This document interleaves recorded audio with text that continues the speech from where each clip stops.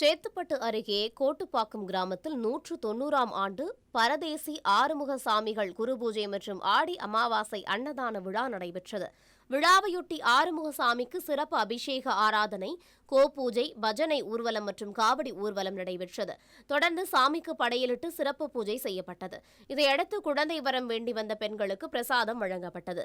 அதனை பெற்றுக்கொண்ட பெண்கள் அருகிலுள்ள குளக்கரைக்கு சென்று மண்டியிட்டு இரு கைகளையும் பின்புறம் கட்டிக்கொண்டு வாயால் கவ்வி மண்சோறு சாப்பிட்டு நேர்த்திக்கடன் செலுத்தினர்.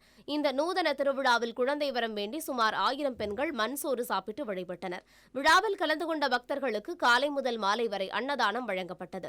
கடந்த ஆண்டு மண்சோறு சாப்பிட்டு நேர்த்திக்கடன் செலுத்திய பெண்களுக்கு குழந்தை பிறந்ததாக கூறி அவர்களின் குடும்பத்தினர் குழந்தையின் எடைக்கு எடை நாணயம், வெல்லம் மற்றும் சர்க்கரை ஆகியவற்றை காணிக்கையாக செலுத்தினர். விழா ஏற்பாடுகளை கோட்டுப்பாக்கம் கிராம பொதுமக்கள், விழாக்குழுவினர் மற்றும் சன்மார்க்க சங்கத்தினர் செய்திருந்தனர்.